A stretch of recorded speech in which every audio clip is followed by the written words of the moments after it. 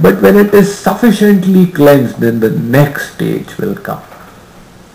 That is number 5. That is Nishtha. Nishtha means now the faith has become staunch. You will find throughout the journey the faith is becoming stronger and stronger. The devotion is becoming deeper and deeper. The surrender is becoming greater and greater. All these parameters will increase simultaneously.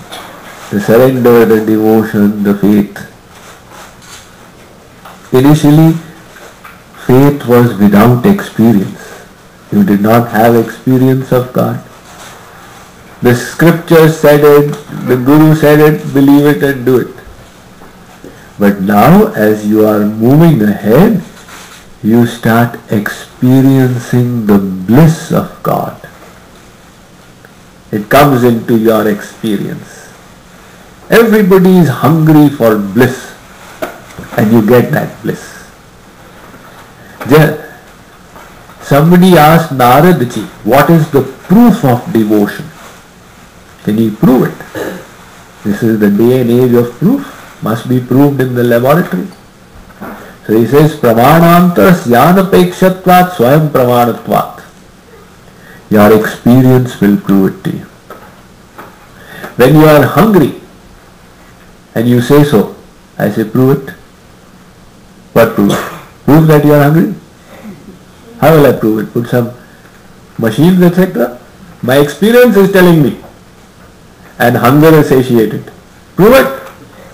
What prove it? My experience tells me it's satiated.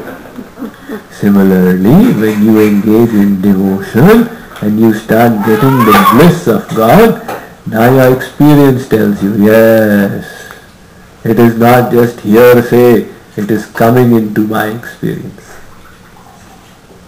So, now because of that experience, the faith has become staunch. I like to give the example that when you play cricket, so at least the gents, they have played cricket, or you may have played tennis. Now in cricket, when you hit the ball with the bat in the proper place, with the proper timing, you don't need to see where it has gone. Your feeling tells you that this was a perfectly timed shot, it will cross the boundary. And when you have hit a phatta, then your feeling tells you something went wrong. It was either not properly timed or not properly placed. Similarly, when you engage in devotion, the day you have done it properly, engaging the mind, your experience tells you, today I was getting that bliss. And then something you permitted your mind to wander around. Your experience, your emptiness tells you, today I did not get it, something went wrong. So similarly, that experience that you have started getting puts your faith on a firm footing and becomes deep. It is called Nishtha. Then comes the next step.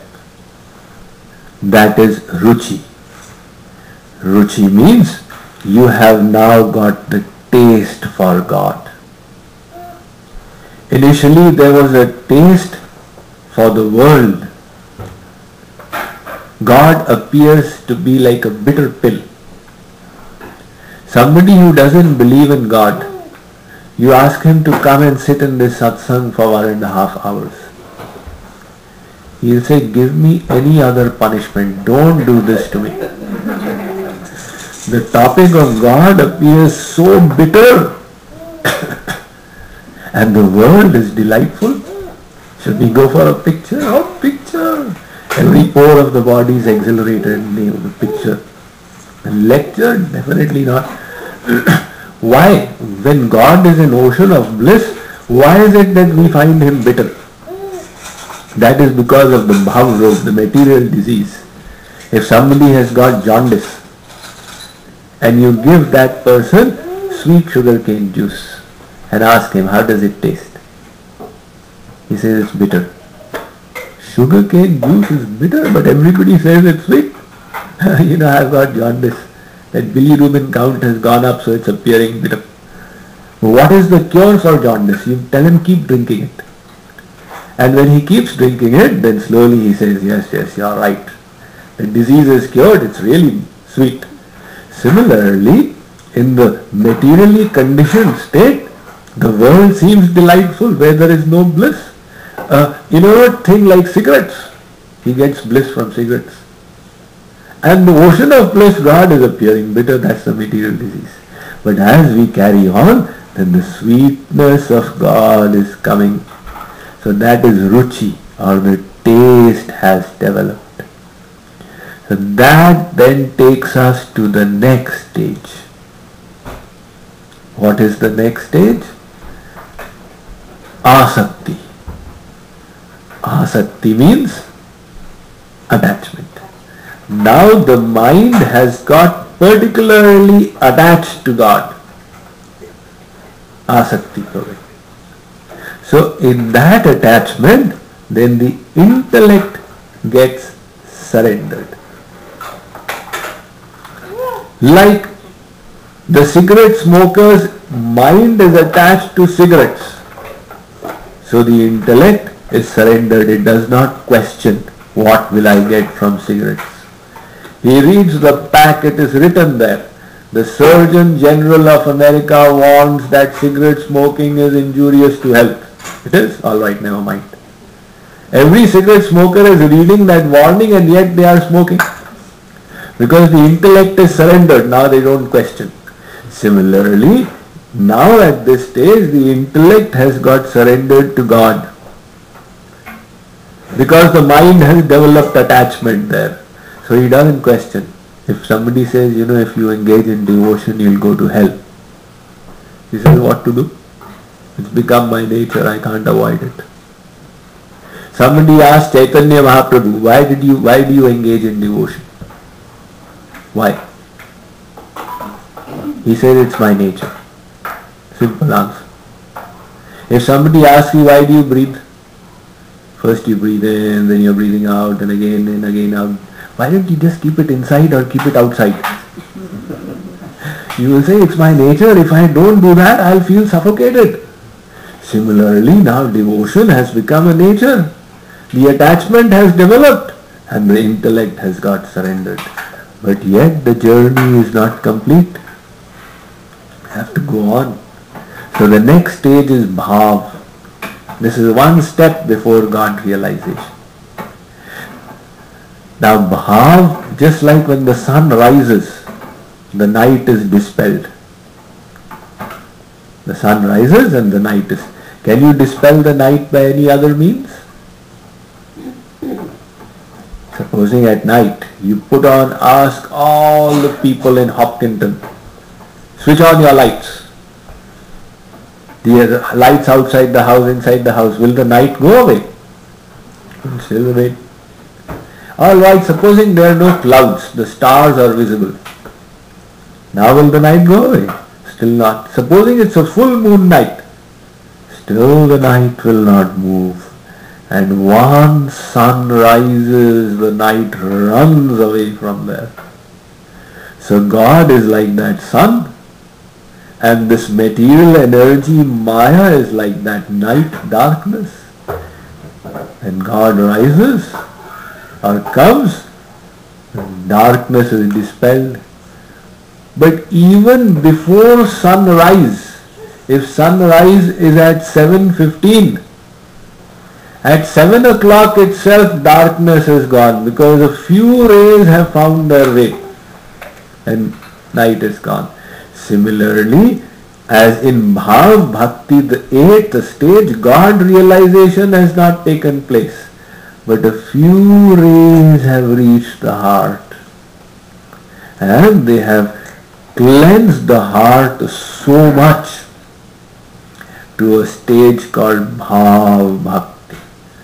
So what is the symptom of Bhav Bhakti?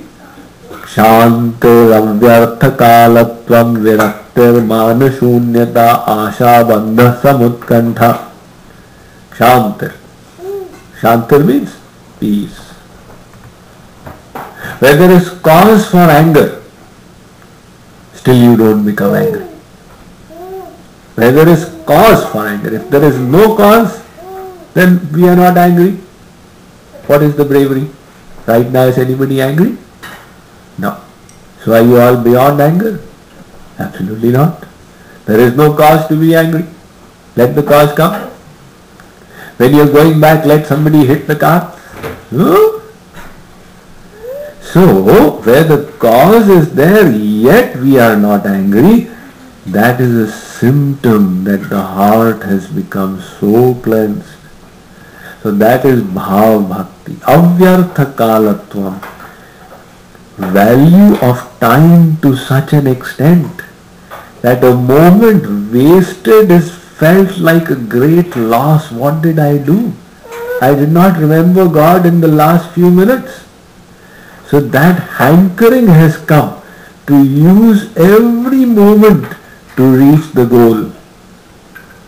Viraktir, detachment from the world. Asha bandha, optimism. I will definitely attain it. We people sometimes become dejected. I don't know if I will do it or not. No. You may not be so competent, but he is the savior of the fallen. So why do you worry? He is the rescuer of the destitute, patit pavan deen bandhu. So all these things will naturally happen when you reach that state. But you will still continue. And continuing on, the heart will become totally cleansed. The vessel will be ready. Mam ekam sharanam braja. The mind is now attached. At that stage then, God and the Guru, when they see that now the vessel is ready, they will give that divine energy, which is called Krishna Prem, Bhagavat Prem, Parabhakti, divine love. And when we receive that, the Maya Nivritti, the bonds of material energy will break away. All the karmas of endless lifetimes will be burnt. The ignorance within the heart will be dispelled. And then, forever after that, we will be with that divine love. Shri Radha Krishna Bhagwan ki Jagat Guru Shri Kripaluji Maharaj ki